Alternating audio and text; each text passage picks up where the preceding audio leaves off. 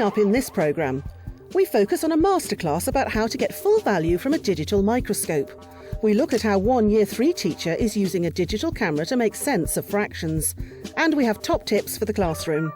Always carry a digital camera with you. It's really useful for taking photographs of children who are doing good work, taking photographs of their work so that you've got that. It's easier than photocopying. There's lots of uses for it. Carry a digital camera and you'll find you use it every day. Hello and welcome to ICT SOS. Do you have a digital microscope in your classroom? And if so, is it gathering dust in the back of a classroom cupboard? Well, we came across one teacher who wanted to find out how she could get more out of this really useful piece of equipment.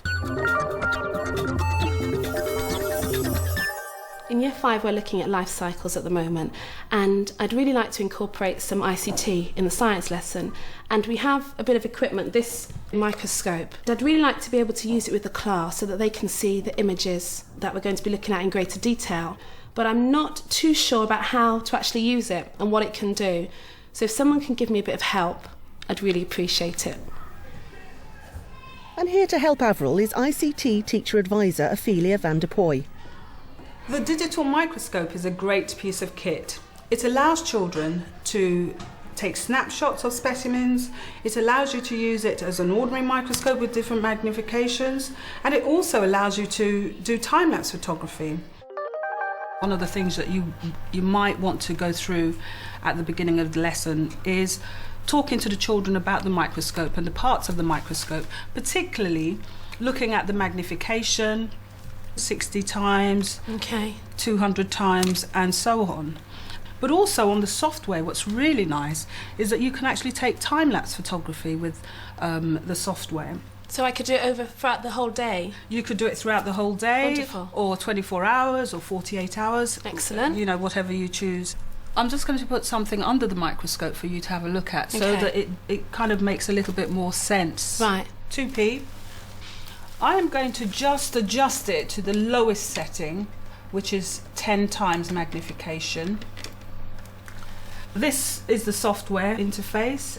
Basically, it helps you to control, makes funny noises as you mouse over the various bits They'll like and that. pieces. The children like that. This icon is for the top light, so you can actually arrange it so that the light is on top of your subject. Is that the light that's showing at the moment? That's the light that's showing at the moment. Okay. There are different makes of microscope on the market, but they all do pretty much the same thing. You can capture snapshots at regular intervals, which can then be run together to make a time-lapse film.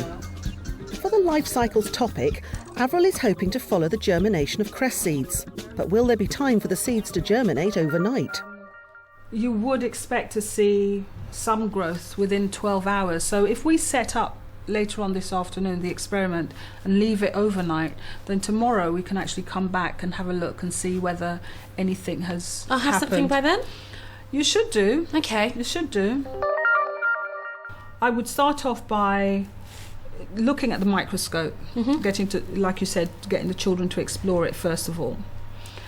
When you've done that, perhaps you might bring something up on the interactive whiteboard and show them the microscope, and then go through a little bit of labelling of the microscope, which they can actually do afterwards as well as a handout.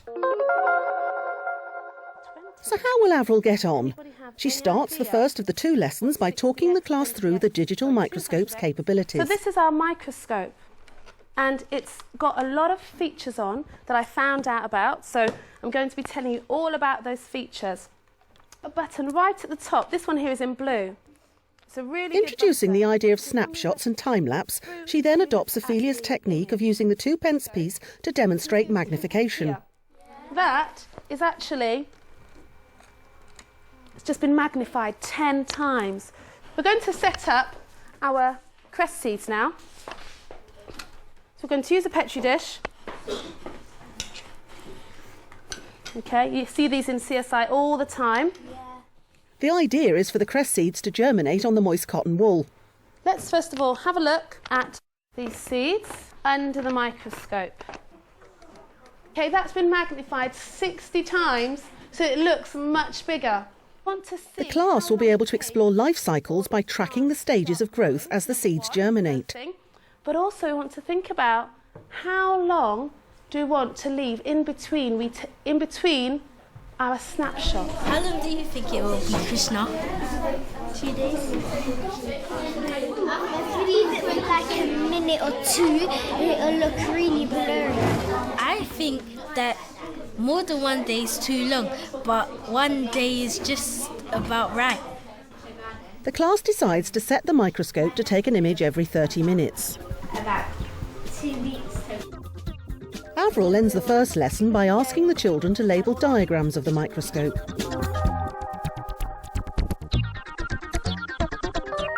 So what we're going to do is have a quick look at what we've seen, what's been happening. And if you can remember, it's taken lots of different pictures every half an hour, and then it's going to play that, so it will speed up. It will look as though the plant's growing much faster than it is. Let's go to our show. Right there, yes, exactly right there. Okay, can you see the movement? It works!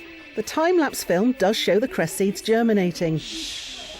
And it certainly gets this group talking. I think it took 12 hours for the roots to germinate. Because it starts to change after 8 hours, then in 1 day the roots started to come out. How long do you think it took? 14, 15, maybe 17. So it has lots of capabilities. Remember, we can look at things more clearly, okay, using the different magnification and using the focus. We can use the time-lapse program, and also we can look at putting our pictures into a presentation. So, what did Avril and Ophelia think about the lessons? I thought the very beginning part of the first lesson worked really well.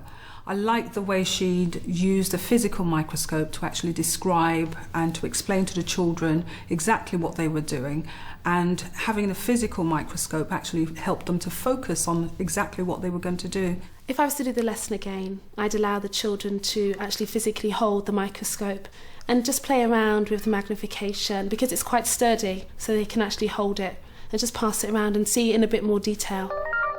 You can find out more about digital microscopes or any of the other things that you've seen on the programme by visiting the Teachers TV website. My top tip is, children are sometimes really good at computers, so why not use them to help you? My top tip is, always save your files using an obvious name so that you and others can find it later. And, above all, back up your precious files on something like an external hard drive. My top tip is to make sure that appropriate web pages are linked to my curriculum folders. And finally today, fractions. A tricky subject to learn and sometimes a tricky subject to teach. So how can ICT help? Well, we've been to a school in Harrow where a Year 3 teacher has been using a digital camera and her own classroom as a source to really bring the subject alive. You ready? Okay. Double one. 1, 2, 3, 4, 5. Right. Yes. Okay, double 5. Ready? I've got a Year 3 class and we're learning about fractions. To do this, I'm using digital photographs for showing real-life situations, such as windows, doors, cupboards, shelves, and recorders, and the children's photographs.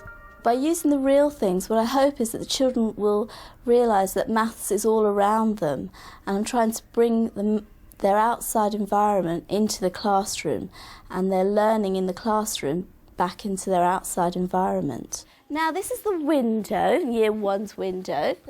What fraction of the window has somebody's face in? What fraction of that window has someone? So there are 2 parts, and out of the 2, only 1 has a face. Okay, let's try another one. How many recorders have we got all together? Eric? 3 recorders, right? We've got 3 recorders. How many of those recorders are red? How many of those are red? Well done. Let's see, Aisha. Good boy, that's it. Well done. So, can you tell me Nithasan. Well, how do we say this? It's such a simple idea. But what's so good about it is that it uses images the children are already familiar with. In the past, I've taught fractions without using ICT, where we've used paper, cut up pencils, done the usual cutting objects into halves and quarters. It's difficult for the children to learn visually because you've got lots of bits of paper. But when you've got things on the interactive whiteboard, immediately the children are able to see it clearly and it's accessible to all the children. Well, we're going to give one set to Wissam and one set... Nina now moves on and gets the children working on the whiteboard. Wissam, what do you want, bananas or apples? She's using digital photos of the children themselves. It's a fascinating motivational tool. Children will come up and they'll sort the objects into two sets, and one set that they want near their face and the other set will be to the other side.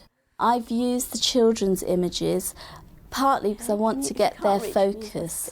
So as soon as they see their pictures, they'll be focused and they'll be wanting to know what we're going to do with these activities. It's making it interactive. Right, so what fraction of the fruit are apples? What fraction of the fruit are apples? One half. Well done. 1/2 are apples. Okay, we'll try another one. Okay. It provides a good way of modelling and demonstrating, but it doesn't need to be used in everything because the children also need to use hands-on practical experience. The practical experience in this lesson comes in two forms. The middle and top sets use objects such as toys and money to do extension work, while the others reinforce their learning on laptops with a fraction software package. Especially when they're learning maths, this is the first stage of their learning, having that practical, real experience, which is what the lesson will then move on to. Okay, now, how many did you have all together? 20. Now you have to count. And how many, well, you can choose whichever set. A set of 2p coins or a set of 10p coins. You can choose. 10p. Having taught fractions both with and without ICT, I can definitely say that actually teaching it with ICT is much more beneficial for me because it makes my job easier. Especially with preparation and things like that, it's much easier. And for the children, they definitely learn better using things like the interactive whiteboard. They're more excited about it. Children are definitely more visual learners. They're much more focused. Seeing their photographs up there makes them more excited about the lesson.